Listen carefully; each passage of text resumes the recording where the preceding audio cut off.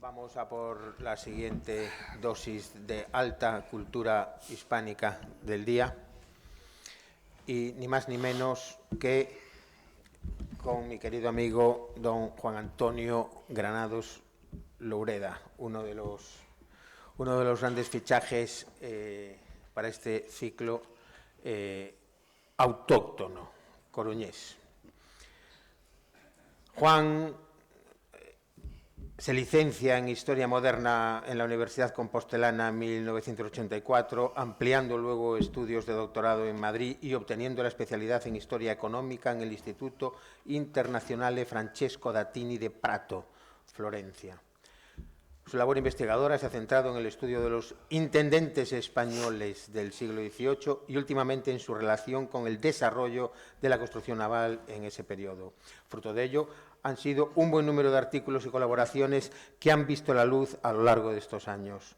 Paralelamente, es catedrático de Historia e inspector de Educación en la sede de La Coruña desde el año 2010, trabajo que compatibiliza con una constante tarea publicística que desenvuelve en diferentes frentes, tanto con la publicación de artículos de carácter profesional, como en sus frecuentes colaboraciones en obras individuales y colectivas de índole histórica, donde podemos destacar los libros Historia de Ferrol, 1998, Historia Contemporánea de España o Historia de Galicia, 1999.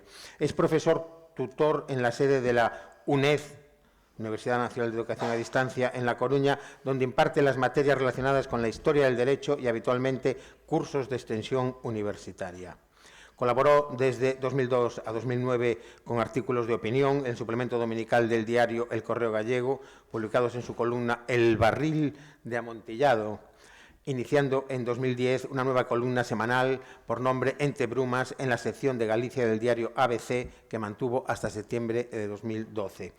Desde que en 2003 publica en la editorial Edasa la novela histórica Sartine y el caballero del punto fijo, centra sus miras en la literatura. En 2010 ha publicado en la misma editorial El Gran Capitán, su segunda novela, en Sartine y la guerra de los guaraníes, segunda parte de las aventuras de Nicolás Sartine y la versión en pocket de El Gran Capitán, además de una breve historia de los Borbones españoles para la editorial Nautilus. También breve historia de Napoleón y con la editorial Punto de Vista, en 2013, el ebook España, el antiguo régimen y el siglo XIX. Con esta misma editorial ha publicado en 2016 La guerra de Sir John Moore sobre la campaña británica de 1809 en el noroeste peninsular. En 2014 ha publicado con la editorial Espacio Cultura Editores el libro de narrativa breve Entre Brumas. En 2015 ha publicado una reflexión sobre la teocracia jesuítica del Paraguay en el libro colectivo Utopía y Poder en Europa y América, Tecnos, 2016. En abril del 19 ha publicado Breve Historia del Liberalismo. Todos estos libros son libros que les recomiendo su lectura porque son auténticas joyas de la divulgación o de la investigación histórica. Nuevamente con la editorial Nautilus. En 2023 ha publicado con la editorial Tecnos un estudio biográfico de Isaiah Berlin en la obra colectiva Grandes Pensadores Judíos, y en el 2024 ha publicado en la editorial Arzalia la obra Delito y Castigo en España del Talión a nuestros días, desde el Talión a nuestros días, libro también extraordinario que cito en mi próximo libro. Ha sido miembro del Consejo de Redacción y autor de la web Anatomía de la Historia, y desde julio del 2011 es director de la revista galega do Ensino, Eduga. Con todos vosotros, el gran investigador, divulgador, escritor y profesional de la educación y de la inspección, don Juan Granados Loureda.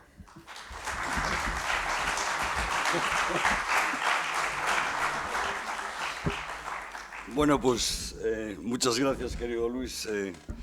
Espero que se me escuche correctamente. Para mí es un verdadero honor estar aquí. Luis lo sabe muy bien, somos viejos camaradas de hace más años que los que nos gusta recordar, ¿no? Pero que, en fin, ahí seguimos en la brecha y, bueno, cuando yo estaba en una vorágine inenarrable del mundo de la burocracia educativa, me dijo si nos podía hablar algo sobre la historia de la leyenda negra española, una especie, diría yo, de etiología, ¿no? de la leyenda negra. Y todos sabemos que leyendas negras, cualquier país o potencia poderosa la ha tenido, naturalmente es un asunto de propaganda, ¿no? Pero sí que esa persistencia, digamos, en el tiempo, y digamos esa inquina permanente, sí que es un rasgo que se podría entender muy propio de lo que ocurre con nuestra propia leyenda, ¿no? Esa es un poco la teoría general sobre el asunto, que es una teoría que ya defendía en su día, no hace tanto tiempo, cuando salió el libro de Elvira Roca.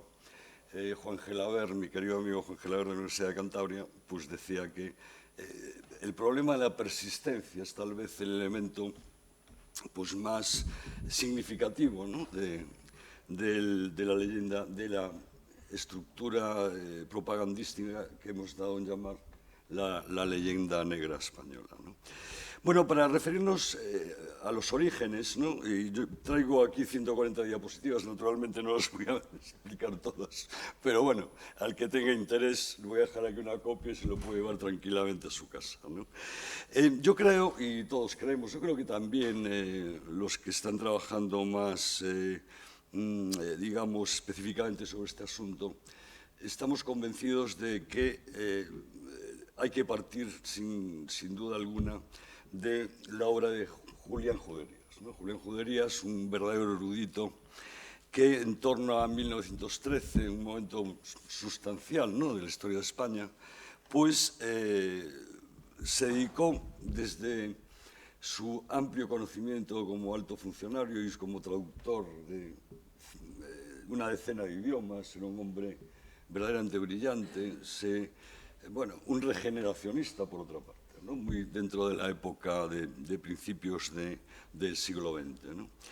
Y se dedicó a recopilar de una manera bastante racional, desde luego, y de una forma casi con espíritu de bisturí de cirujano, de dónde venían, qué focos, ¿no? Qué focos eran los que hacían ese, digamos, permanente denuesto, ¿no?, de lo que se daban llamar Imperio Español, que bueno, era más España, no era exactamente imperio en ese momento, ¿no? Bueno, y decía cosas así, por ejemplo, ¿no? Por leyenda negra entendemos el ambiente creado por los fantásticos relatos que acerca de nuestra patria han visto la luz pública en todos los países, las descripciones grotescas que se han hecho siempre del carácter de los españoles, como individuos y como colectividad. La negación, o por lo menos la ignorancia sistemática de cuanto es favorable y hermoso en las diversas manifestaciones de la cultura, el arte, las acusaciones que en todo tiempo se han lanzado contra España, fundándose para ello en hechos exagerados, malinterpretados o falsos directamente, ¿no?, en su totalidad. Bueno, y Juderías es curioso porque luego es refrendado también por la obra de García Cárcel, que es muy importante a la hora de estudiar la leyenda negra, ¿no? Y para adelantar un poco, hacer un poco de spoiler del asunto, Juderías se da cuenta, primero, de que es una guerra de propaganda, muy claramente. Segundo, quiénes son los artífices de esa primera propaganda que luego cunde en la opinión pública, que es lo importante, ¿no? Y lo desarrolla en tres patas. Fundamentalmente, la apología de Guillermo d'Orans, el hecho de que Antonio Pérez, el renegado Antonio Pérez, ¿no?, publicara las relaciones, y el tercer asunto, pues naturalmente, la brevísima relación de la instrucción de las Indias del padre de las Casas, ¿no? Esas tres patas, aderezadas, digamos, con la labor secundaria propagandística, ¿no?, de satélites alrededor de esas tres ideas, ahora lo desarrollaremos, ¿no?, pues llevan a Juderías a pensar que, bueno, que fue una concomitancia de hechos que se fueron sucediendo en el tiempo y que centraban las iras fundamentalmente en algo que conocemos muy bien. Fundamentalmente, Felipe II era el demonio de Occidente, ¿no? Por un lado. Por otro lado, la crudelísima actitud de los españoles frente a los habitantes de las Indias, ¿no?, como segundo elemento. y fundamentalmente luego pues esos prejuicios, ¿no? Tan conocidos, derivados de supuestas razas mezcladísimas, falta de constancia y la vagancia característica de las élites hispánicas, ¿no? Bueno, todo eso, que tiene una explicación racional e histórica, pues formó, como saben ustedes, una especie de magma, ¿no? Que al final pues llevó a que tuviera, evidentemente, bastante éxito, ¿no? Yo recuerdo siempre desde pequeño, me llamaba mucho la atención, seguro que ustedes también, ¿no? Aquellas películas de Horacio Hornblower, ¿no? Que luchaban contra españoles, que eran unos tipos absolutamente estereotipados, el divino, el soberano, no sé cómo llamaban aquel, que eran tipos chamizos, con malos sentimientos, ¿no? Cuando no directamente estúpidos, ¿no? Esta es la cuestión. Bueno, pues Juderías, que como tenía un bisturí en la mano, pues va reconstruyendo un poco la historia, que lo vamos a hacer aquí con brevedad, ¿no? De esos elementos, ¿no? Y, bueno, ahí dice, continúa en su introito, ¿no? Luego había ganado un premio con un pequeño artículo para la Ilustración Hispanoamericana y luego hace una obra completa, más completa, que dedica al propio Alfonso XIII, ¿no? Y dice, en una palabra, entendemos por leyenda negra la leyenda de la España inquisitorial, otro elemento esencial, cardinal aquí. No sé si nos da tiempo explicarla todo esto, ¿no? Pero bueno, al menos dejarlo enunciado, ¿no? Ignorante, fanática, incapaz de figurar entre los pueblos cultos, lo mismo ahora que antes, ¿no?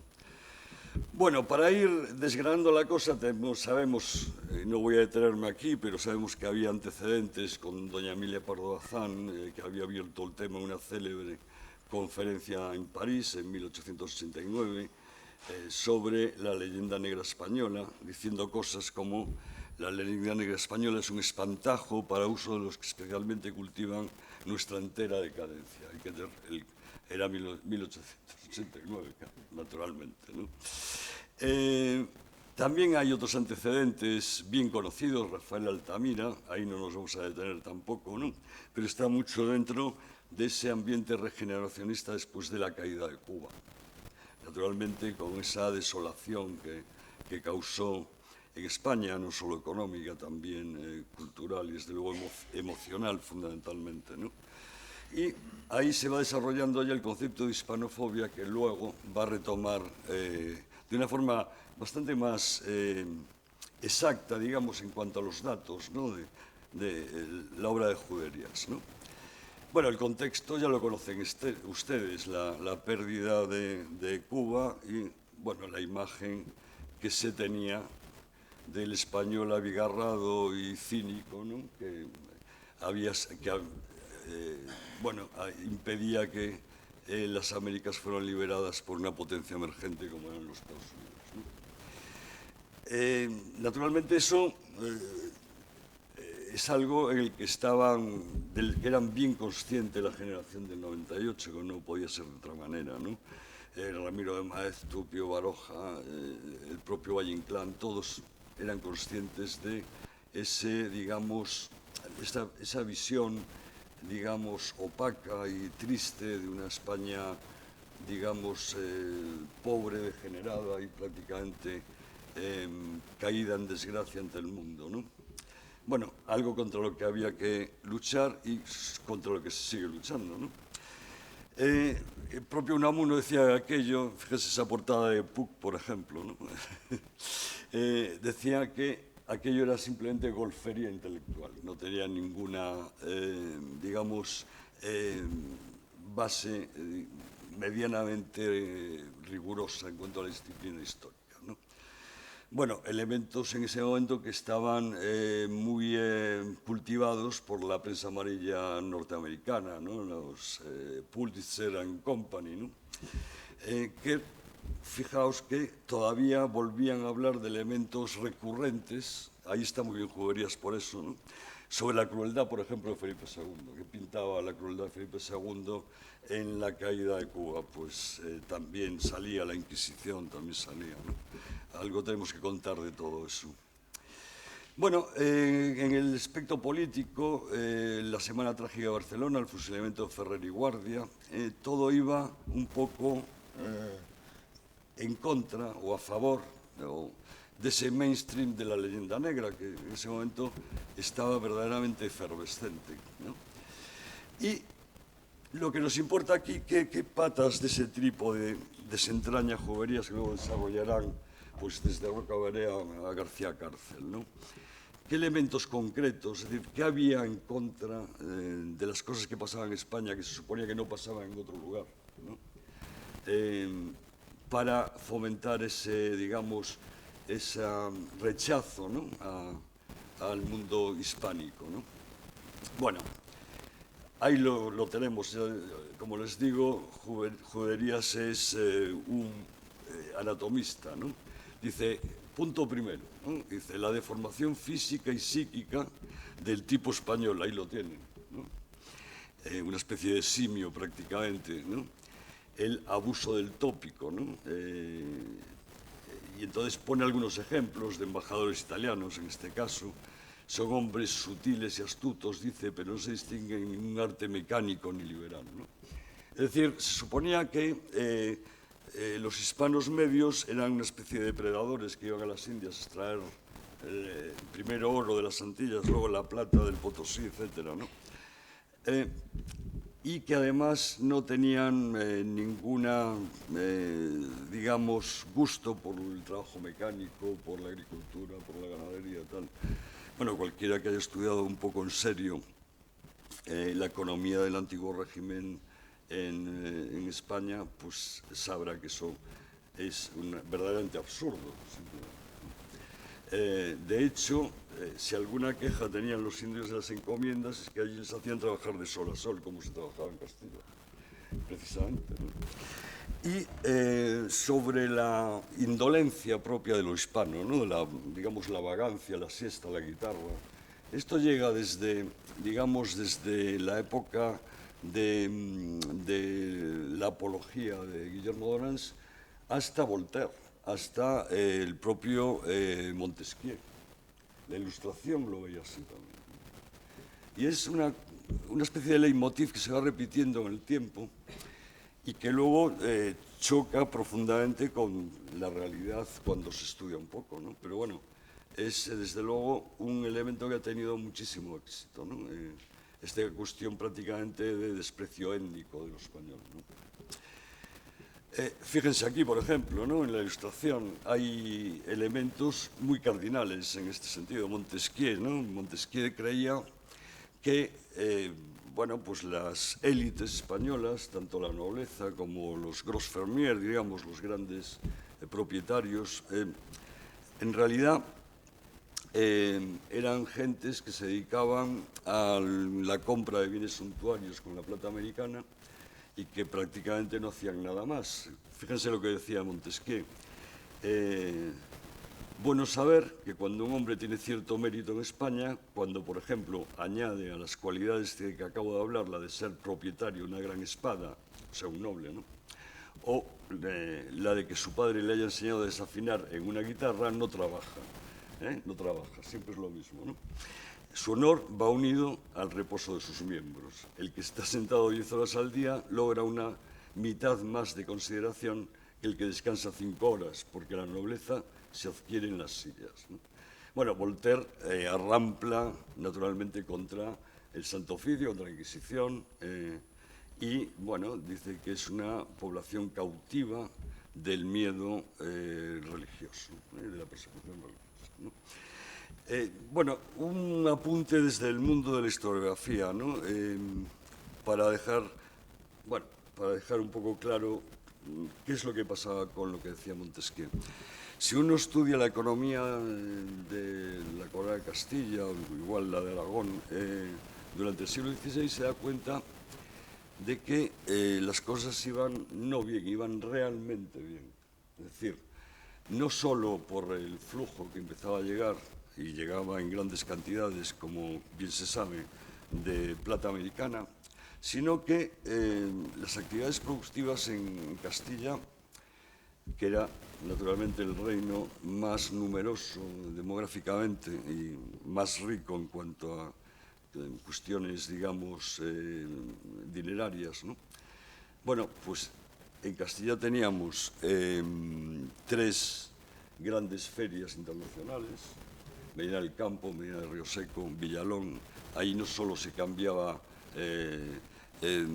bienes de uso común, se cambiaban también dinero, se trabajaba con operaciones financieras que apoyaban el eje Burgos-Santander con el flujo de la lana, ¿no? Porque la lana además se trabajaba y se elaboraba también en Castilla, los célebres paños 24enos de Segovia, por ejemplo, ¿no?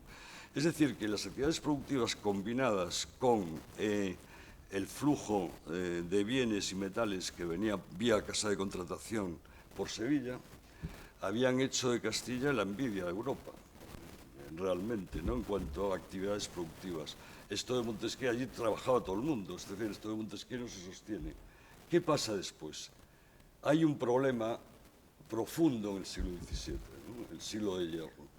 En primer lugar, porque aparentemente las remesas americanas llegan de forma más escasa, ¿no? Luego se ha demostrado, gente como Morinó, por ejemplo, ha, digamos, barrido la teoría del Hamilton sobre la revolución de los precios, la caída de las remesas del siglo XVII. Bueno, las remesas cayeron, pero no cayeron tanto, ni siquiera por la crisis del mercurio, que el azogue, ¿no?, que se utilizaba, se extraía en Huancavelica, también se llevaba en barriles desde Almadén, y servía para separar la mena de la ganga y obtener la plata, ¿no?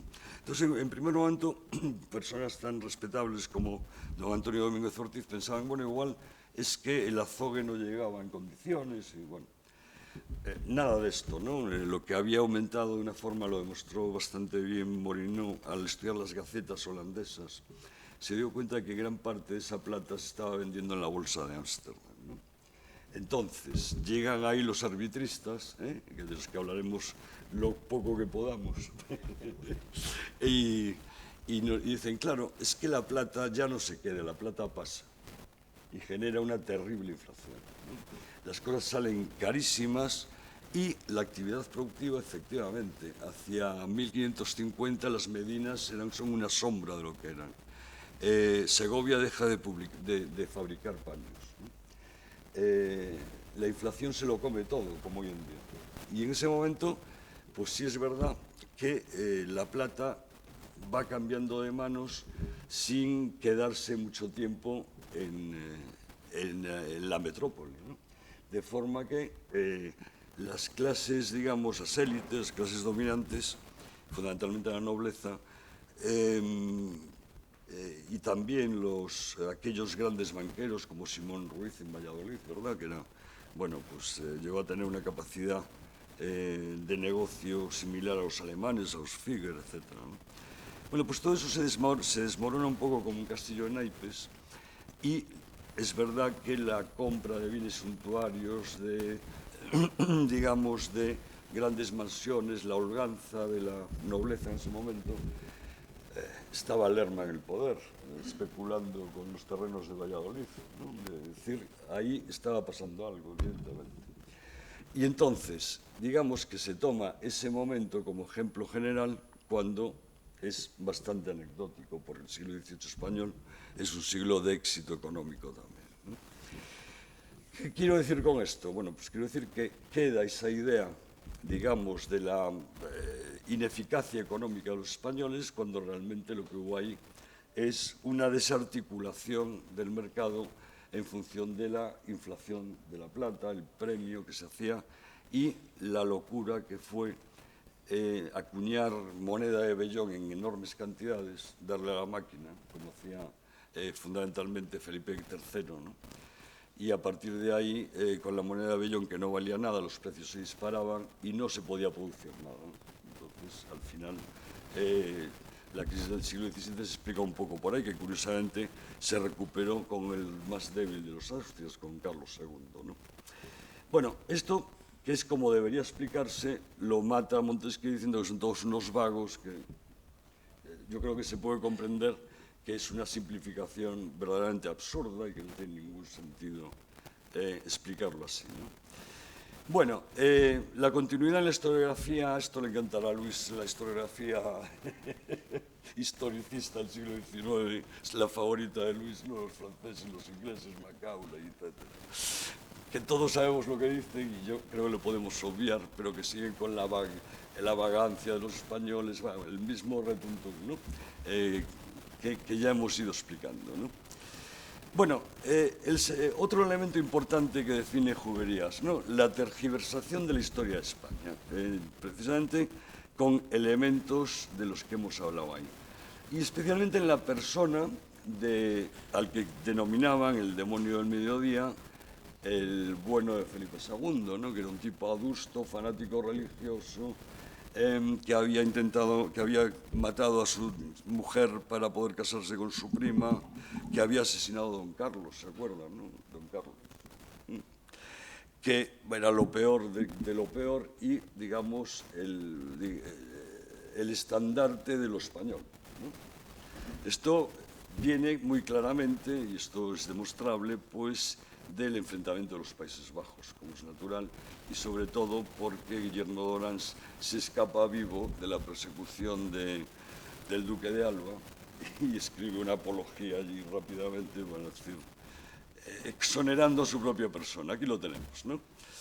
1581, en pleno fragor de la lucha religiosa, Guillermo d'Orange escribe la famosa apología en defensa del ilustre, de sí mismo, ¿no? Del ilustre príncipe Guillermo, etc., ¿no? Y ahí acusa a Felipe II de una serie de cuestiones, ¿no? Incestuoso, porque se había casado o se quería casar con Ana de Austria, que era una familia muy cercana, ¿no? Haber asesinado a Isabel de Valois con 23 años, nada menos, que en realidad murió de parto, no tiene nada que ver, pero bueno. Y para poder casarse con su prima, ¿no?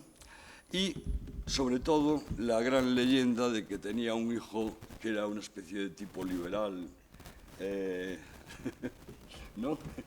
Amigo de Juan de Austria y un hombre buenísimo y que, bueno, que quería, junto a Antonio Pérez y Éboli, querían hacer una España mucho más dialogante con el protestantismo calvinista, ¿no? De ahí viene la cosa, ¿no? Y, bueno, luego explicaremos brevemente, aunque sea, quién era el célebre don Carlos, ¿no? Y ahí tenemos ese trípode del que hablábamos, ¿no? En primer lugar, Guillermo de Orange, en segundo lugar, el célebre Antonio Pérez, secretario a boca del rey del Felipe II, un hombre imprescindible en el gobierno de Felipe II, que cuando cae en desgracia por el asesinato de Escobedo, esta historia es un episodio muy conocido, ¿no? Que era el secretario de Juan de Austria, esos presuntos liberales, ¿no? Bueno, pues Felipe se ve obligado a acusarle del asesinato de Muñir, ¿no? Digamos, el asesinato de Escobedo, y a partir de ahí tiene que salir a uña de caballo hacia Aragón, porque tenía parientes aragoneses.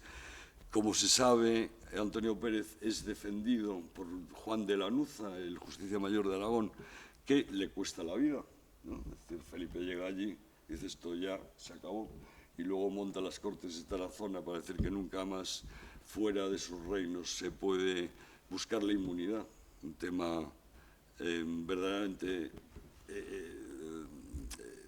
estudiable en todo tiempo, porque sigue pasando, ¿no? No quiero poner ejemplos cercanos, pero el caso es, perdón,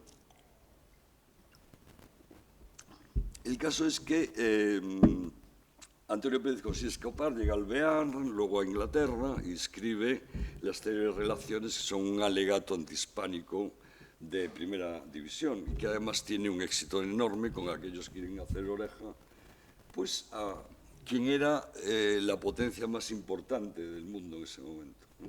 Es Es una cuestión muy natural, al fin y al cabo, ¿no? Porque lo que estaban haciendo a la vez y paralelamente era hacer picaduras de abejas sobre las indias, ¿no? Por lo tanto, bueno, pues si tú estás atacando al enemigo correcto, pues siempre estarás mejor visto por el mundo, ciertamente. Y entonces la relación es una otra apología, ¿no? de Antonio Pérez, pues lo que hacen es acusar todavía más, pues ahí se lo pongo, ¿no? Los amoríos del rey con la princesa de Éboli, una cosa nueva, aunque realmente el que parecía que tenía amoríos era el propio Antonio Pérez, ¿no? Eso parece que va por ahí. Y la afirmación de que mandó degollar al príncipe don Carlos. Al príncipe don Carlos lo mataron de todas las maneras posibles. Lo mataron ahogándolo con una toalla, degollado, en fin, envenenándolo, ¿no? Bueno, ahora explico qué pasó con don Carlos, ¿no? Y tercera pata de ese trípode, ahí lo tenemos, el bueno de Bartolomé de las Casas, brevísima relación de la destrucción de las Indias. No tenemos ni idea, bueno, sí tenemos idea ya, ¿verdad?, de la trascendencia de esta obra para el mundo, ¿no? La verdad que no sirvió de nada, por lo que se ve, pues ni el codicilio de 1504 de la reina Isabel de Castilla, que decía que debíamos considerar a los indígenas americanos como verdaderos súbditos de la corona, por ejemplo, o la decisión de Fernando el Católico de 1511 de que permitir los matrimonios mixtos, ese célebre genocidio, en fin, ¿dónde está el genocidio cuando paseas por, yo qué sé, por Quito, por ejemplo? Esto no se sostiene, claro, ¿no? O las leyes que se promulgan en 1513, las leyes de Burgos, o las leyes nuevas de 1542, toda la obra extraordinaria de la reflexión moral sobre el tratamiento que se debe hacer a los súbditos del otro lado del Atlántico por parte de toda la grandísima escolástica hispánica, ¿no? Con una luz que el anterior ponente citaba muy bien, una luz que brilla sobre todos los demás, que es Francisco de Vitoria, naturalmente, ¿no?, de Relectio Indis, es decir, es una obra maravillosa para el contexto, porque estas cuestiones morales aparecen en la Ilustración, pero no aparecen en el siglo XVI, ¿no?, ni aparecen a caballo con el XVII, con el padre Mariana, de enorme influencia en la Revolución Francesa, por otra parte. Bueno, de esto habría que hablar muchísimo y obviamente no voy a tener tiempo, pero bueno, pues todo eso, ya desde la época del sermón de Navidad de Montesinos, ¿no?, había una cierta idea del maltrato a los indígenas. ¿Había un maltrato a los indígenas? Pues evidentemente sí lo hubo en muchas ocasiones, claro. ¿Por qué? Bueno, pues porque los que llegaban allí iban a ganarse la vida y naturalmente se les concedía, por aquello de que el Papa les había dado bula para cristianizar aquellas almas. Hay que tener en cuenta que esas almas, desde esa visión, no se salvarían, no irían al cielo si no eran cristianizadas. Bueno, pues se establece la célebre encomienda, ¿no?, que la encomienda ya nunca estuvo bien vista por los teóricos políticos que estaban alrededor de la casa del rey, fundamentalmente de Felipe II, ¿no? Pero en todo caso, la encomienda que fue además decreciendo con el tiempo, ¿no? Pero es verdad que obviamente es imposible negar que hubo episodios complejos ahí. Es natural, el ser humano es así, no, ni más ni menos que otros, ¿no? Pero lo que no se quería ver era que esa profunda reflexión moral que estaban haciendo la escolástica hispánica a través de la Escuela de Salamanca, bueno, es incomparable no solo con lo que ocurría, bueno, pues con sus intentos de conquista franceses o ingleses en el siglo XVI.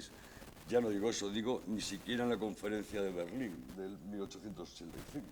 Que eso no estaba, aquello era mano de obra barata, no consideraban otra cosa.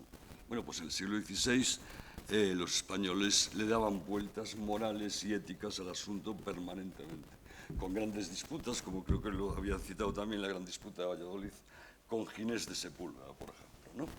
Bueno, esto es larguísimo de contar, naturalmente, da para otra conferencia distinta, pero lo que importa ahí es la trascendencia, ¿no?, de ese momento, ¿no?, de ese trípode que podemos entonces establecer finalmente entre la apología de Guillermo Durans, las relaciones de Antonio Pérez y la brevísima del bueno de Bartolomé de las Casas, ¿no?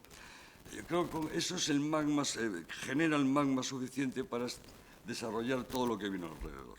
Esto es lo que quería contarles, básicamente, ¿no? Bueno, luego, de esto habla mucho Elvira Roca también, sobre la Ilustración y las críticas a la Ilustración a través de la Inquisición, de lo que habrá que decir algo un poco hacia el final, ¿vale?, que es otro elemento importante. Bueno, sabemos que el asunto de don Carlos, que ahora ya conviene explicar quién era. Don Carlos era el hijo mayor de Felipe II y un tipo que hoy llamaríamos, para ser, digamos, educados, un tipo disruptivo, ¿no? Con un terrible carácter. Bueno, se decía que había hecho barbaridades, había tirado a pajes suyos por la ventana por no haberle traído algo suficientemente fresco, cosas así.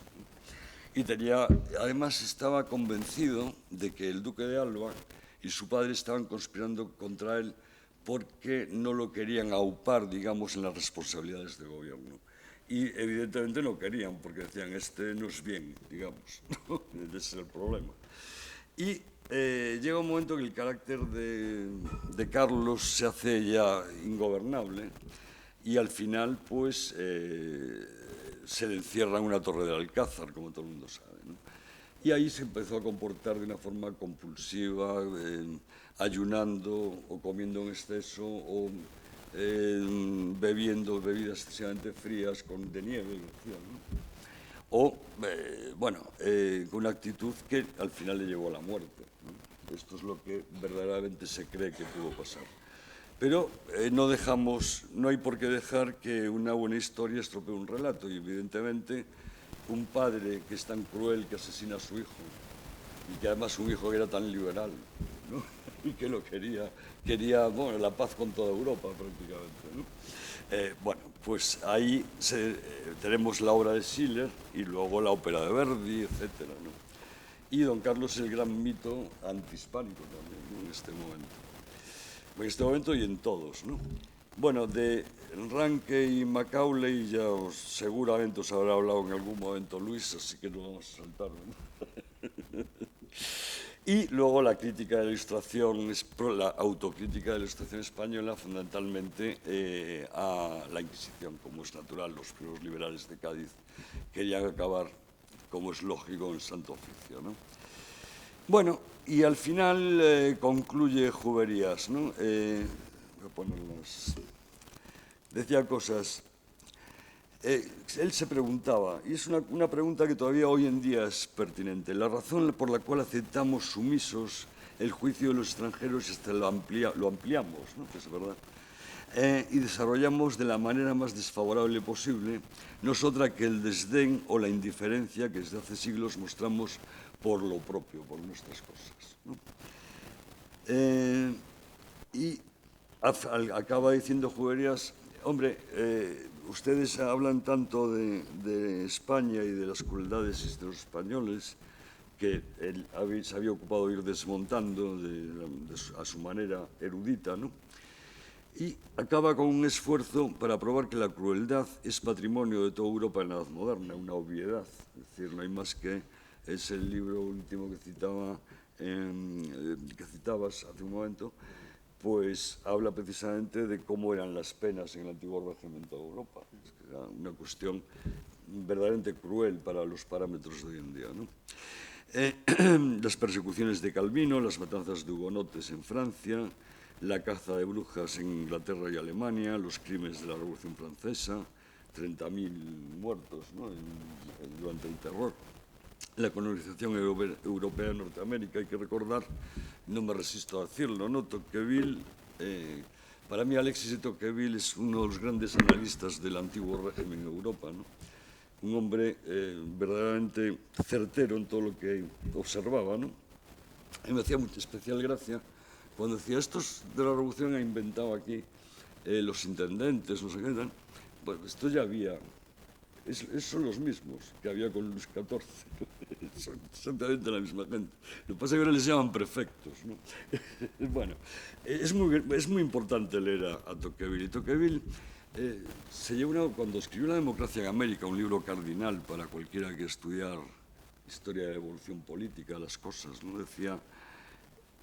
Y a él le asombraba que se lo dijeran a la cara, ¿no? Decían, no, nosotros estamos convencidos que nuestro espacio vital es Norteamérica y que los indígenas de Norteamérica no tienen absolutamente ninguna cabida aquí.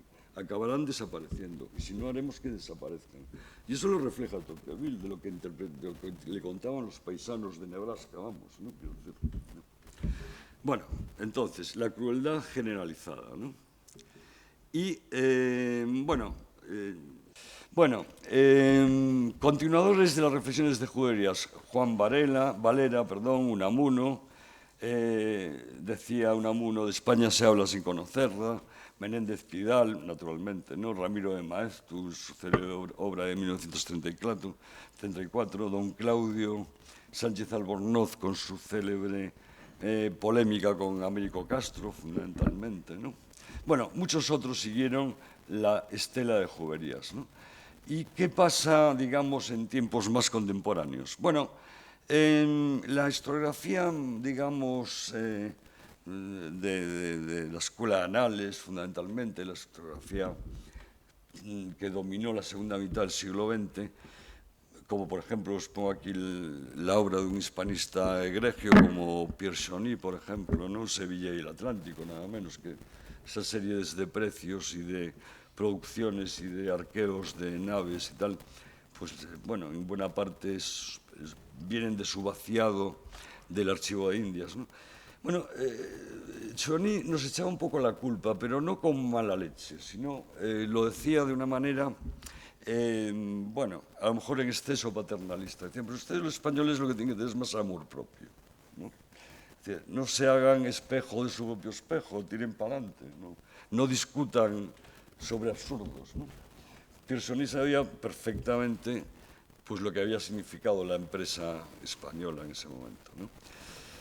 Y esto nos lleva a una apreciación clara, que es una obviedad, que la he dicho ya al principio. La caracterización peyorativa de lo ajeno es tan antigua como el hombre, ¿no? Hay, digamos, un cierto coste de la hegemonía española, porque evidentemente el que dominaba el ámbito político era la monarquía hispánica y por lo tanto pues era el enemigo a batir. Esto es una obviedad, ¿no?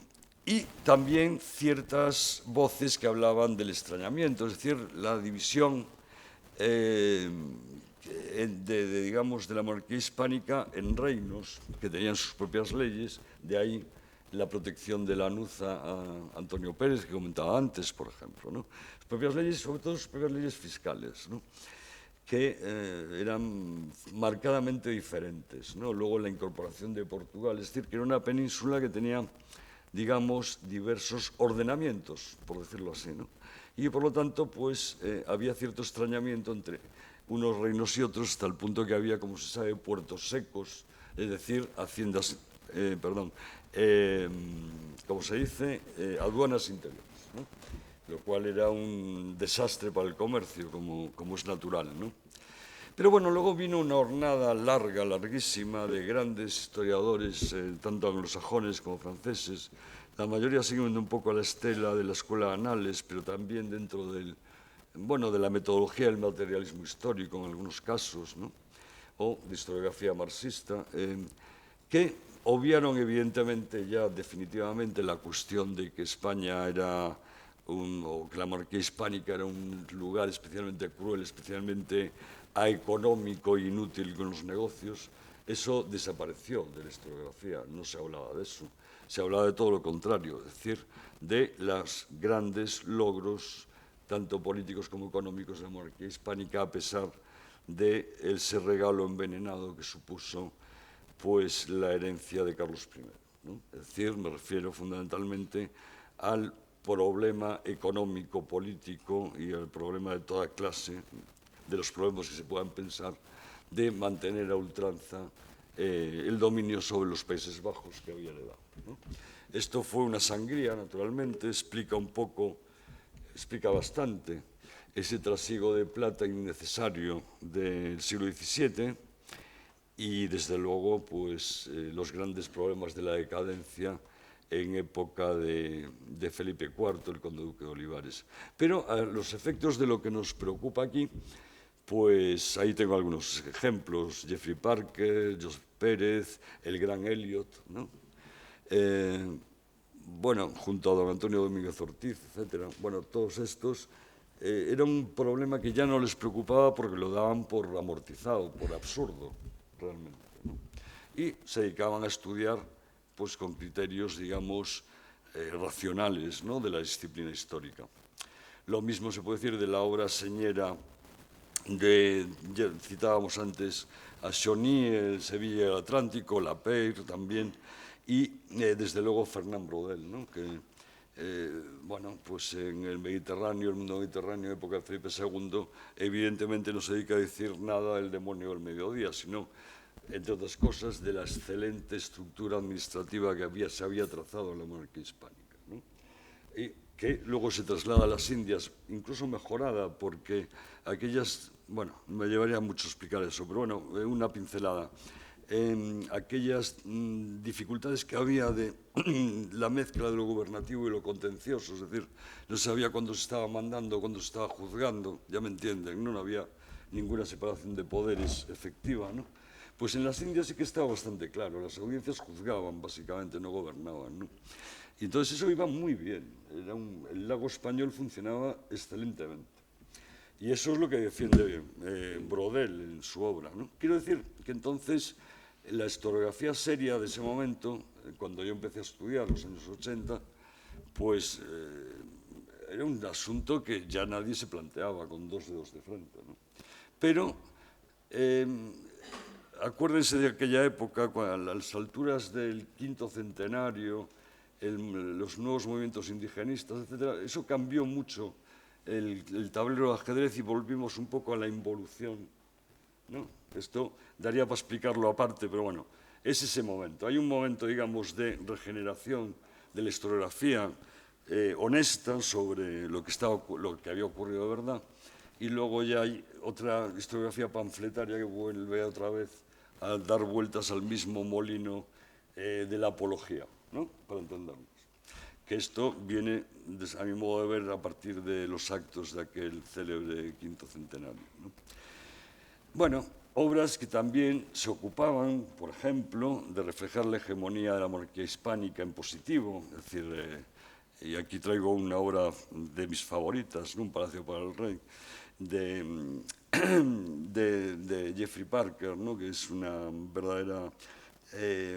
Jeffrey Parker, perdón, de John Eliot y Jonathan Brown, ¿no?, que refleja maravillas, ¿no? Es decir, como era el Salón de Reinos pintado por Velázquez para hacer una festividad artística de la monarquía hispánica, como Luis XIV estaba asombrado con el Buen Retiro y por eso utilizaba el ladrillo en Versalles, cosas que ahora parece absurdo, pero en aquel momento el espejo en el que se miraban era más toda Europa, ¿no?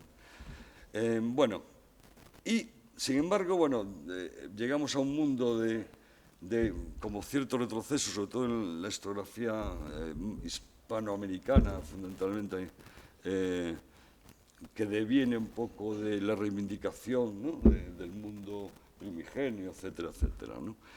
Y entonces en ese momento aparece ¿qué año es? 2016, la obra de Elvira Rocaberea, que sin ser historiadora profesional, es filóloga.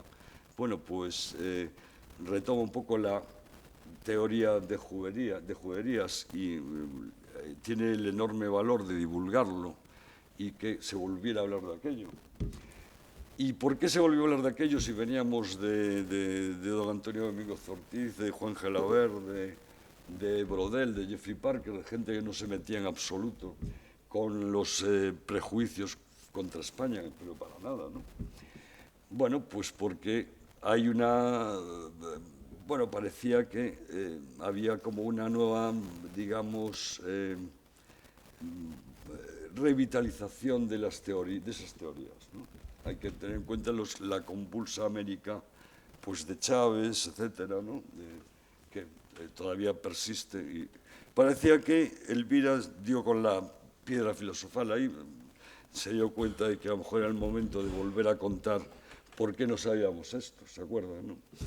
Ahí hubo una especie de, digamos, reacción de los historiadores profesionales, dicho con todo el respeto, que le decía mi querido amigo, que desgraciadamente se murió hace un par de años y le echamos todos de menos, José Luis Gómez de Urdáñez, que era, digamos, el hombre que más sabía de la política del siglo XVIII español, en concreto del Marqués de Ensenada, etcétera.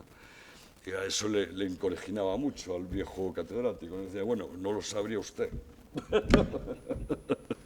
Claro, lo que quería decir Elvira no era eso, naturalmente. Lo que quería decir es que no estaba divulgado entre el público, ¿no? Que es lo importante.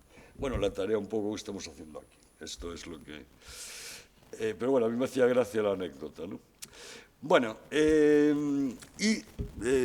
para, digamos, explicar por qué la Academia en realidad no rechazó en absoluto esa puesta en valor digamos, de la realidad de la monarquía hispánica del antiguo régimen, que es de lo que estamos hablando aquí, del siglos XVI y XVIII, pues les traigo aquí unos párrafos de mi queridísimo maestro Juan Gelabert, que es catedrático, ahora jubilado ya, en la Universidad de Cantabria, y dice, llegado el momento de meter, hablando de la obra de Elvira, ¿no? Llegado el momento de meter a España en el molde, la autora pasa revista a los distintos escenarios en que comenzó a fraguarse la leyenda negra, justo lo que hemos hecho aquí, ¿no? Italia, Alemania, Inglaterra, Países Bajos, ¿no? A esta secuencia de orden geográfico se añaden 2 capítulos monotemáticos sobre la actuación inquisitorial y la colonización de América, ¿no? Y dice, en cualquier caso, sigue constituyendo un misterio la razón por la cual una leyenda negra, la nuestra, sobrepuja a las otras tanto en el espacio como en el tiempo. Importante, ¿no? Obviamente, no creo que la razón se deba al número de cadáveres dejados por el camino. ¿Por qué entonces? La autora reitera en tal sentido las escasas dotes para la propaganda que aquí se han exhibido, las mismas que para la contrapropaganda, ¿no? Creo que es una teoría que viene defendiendo Luis hace mucho tiempo y creo que tiene razón, además. No somos muy buenos propagandistas, ¿no? Bueno, este es Juan Gelabert, al que, os digo, admiro profundamente, precisamente es el que me explicó una vez hace mucho tiempo lo de las medinas que les acabo de contar, es decir, la importancia que tenía la economía hispánica productiva, en este caso en el siglo XVI. Y decía, en todo caso estoy por completo de acuerdo en que informar, y aunque solo sea esto, sobre el mestizaje físico y cultural hispanoamericano, la contribución hispana al surgimiento de un derecho internacional importantísimo, Vitoria, ¿no? Francisco de Vitoria, o de unos derechos del hombre, que hay que recordar que el propio Marat había tomado para la Carta de los Derechos del Hombre y los Ciudadanos escritos del padre Mariana. De ahí que la República Francesa se llama Marianne, ¿no? Es importante esto. Bueno, Gelabert esto lo recuerda, ¿no? El derecho internacional. Es decir, la idea de analizar si estamos actuando moralmente y éticamente de una manera correcta. Y estos, los primeros que lo han hecho han sido precisamente los gobernantes hispánicos del siglo XVI, ¿no? De unos derechos del hombre o el papel esencial de España y Portugal en la ciencia de la edad moderna, cosa que se olvida nuevamente, ¿no? Bueno, quiero decir que la Academia acogió en general con buen gusto pues esta idea de que nos preguntaran ¿y esto por qué no se sabía? ¿No? Pasando de la obviedad, pues no lo sabría usted. Pero bueno, en todo caso, ahí os pongo, bueno, pues la eclosión, la inflación de obras al respecto que produjo, que los conocéis todos muy bien, ¿no? Marcelo Gullo, etcétera, etcétera, ¿no? Y también hay furibundos detractores. No sé si esta obra la conocen tanto, pero existe, que es, yo creo que sí, ¿no? De José Luis Villacañas, que no es historiador, es filósofo, pero que desde un materialismo histórico muy acendrado explica prácticamente todo desde el punto de vista de un protofascismo español, que es una cosa terrible, ¿no? Bueno, yo lo pongo para contrastar. Hay de todo, ¿no?, en la historiografía. Y luego también García Cárcel, que hace una obra, pues en este caso sí, verdaderamente concienzuda, basándose en gran parte en la obra de Juderías también, analizando esos argumentos y contraargumentos, ¿no?, de ese trípode, recuerden, ¿no?, Guillermo d'Orange, las relaciones de Antonio Pérez y la obra de Bartolomé de las Casas, ¿no? Bueno, antes hubo, esto lo voy a pasar así rápidamente, ¿no?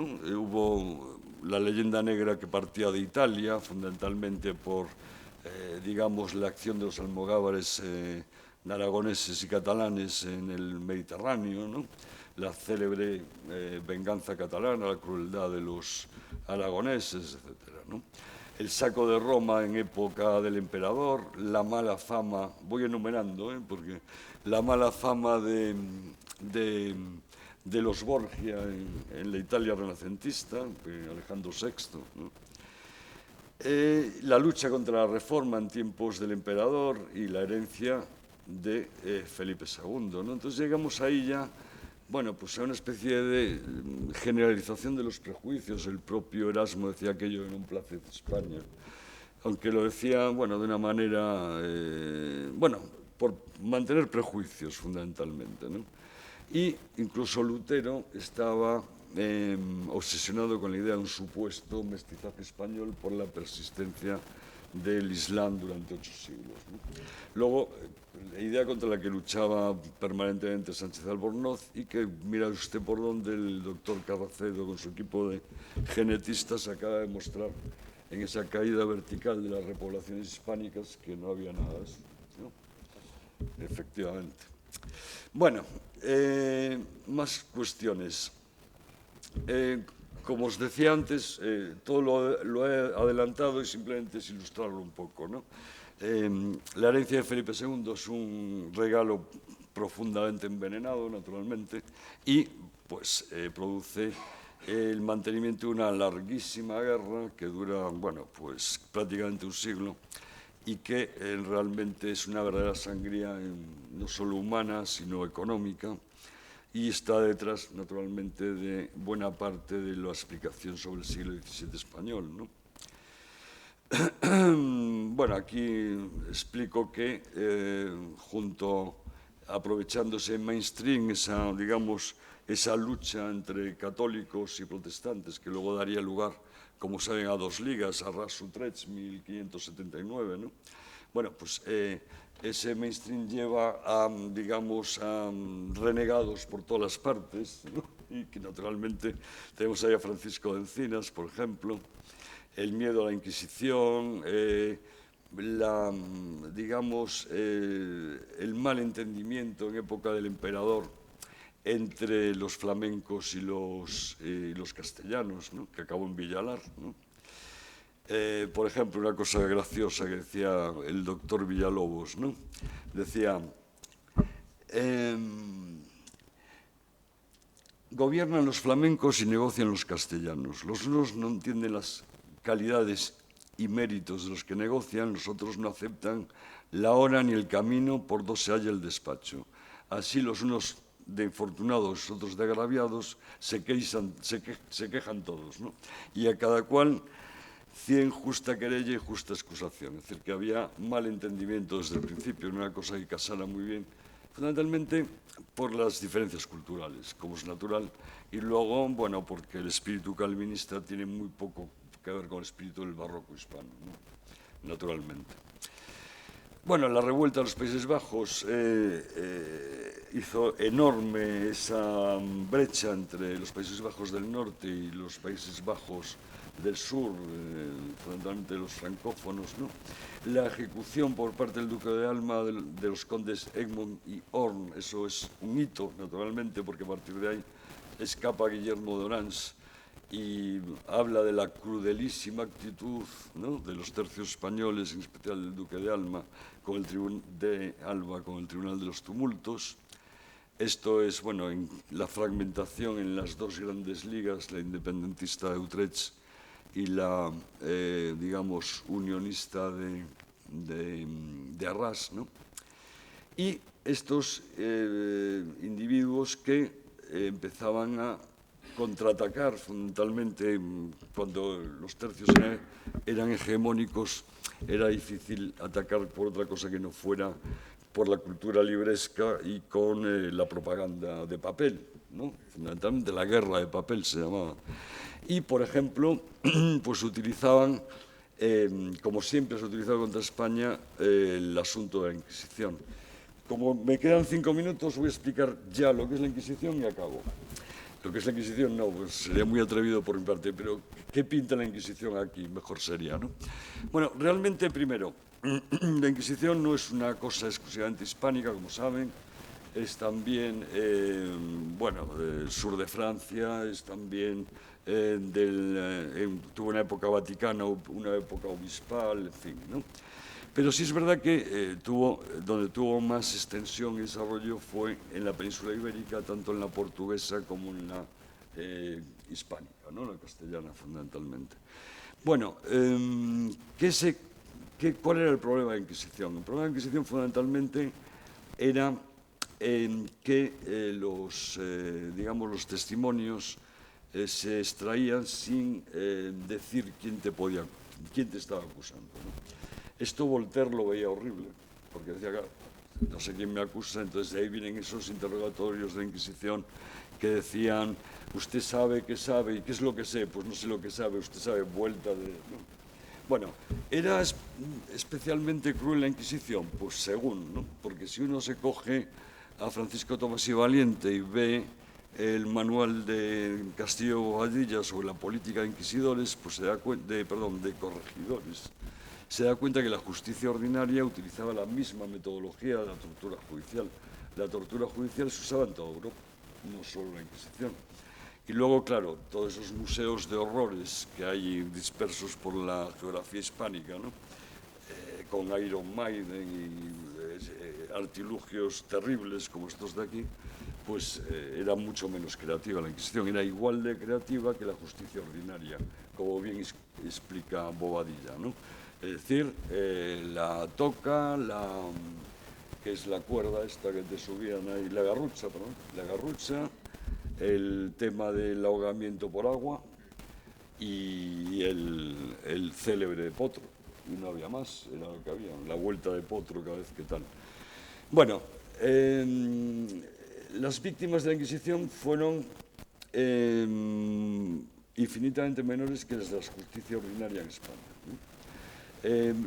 Los más optimistas, digamos, entre comillas, porque es el horror es hablar de víctimas, ¿no? Pero Keimen habla de 600 en todo el periodo, entre siglos XVI y XVIII.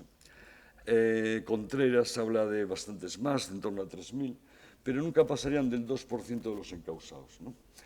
Y realmente durante todo el siglo XVIII, y esto es muy bonito de contar, pero no tengo tiempo, lo que de verdad significó la Inquisición en el siglo XVIII para Carlos III y, digamos, Aranda, Floridablanca, es decir, los ministros de esa época, era un arma política, digamos, para escarmiento de rivales, ¿no?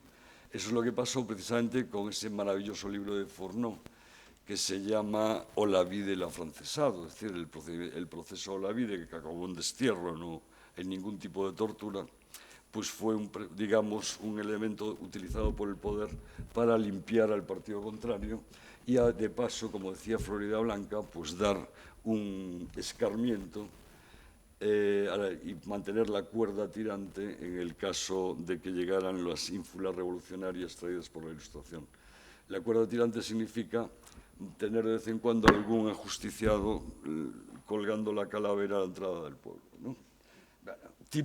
Cuestiones típicas del antiguo régimen, absolutamente homologables a lo que ocurría en el resto de Europa y, desde luego, no tan, digamos, sanguinarias como las persecuciones de brujas en Europa, fundamentalmente Inglaterra y Alemania, o las matanzas de hugonotes en Francia. Por lo tanto, una vez más, es un elemento que no se puede juzgar a partir del presentismo histórico. No podemos juzgar las cosas que pasaban en el siglo XVI o XVII con los ojos de hoy en día, obviamente.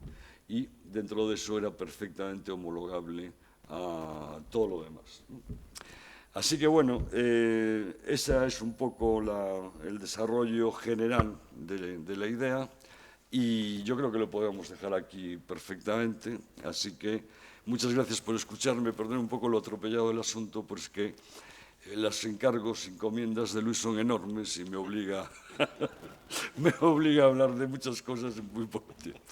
Muchísimas gracias.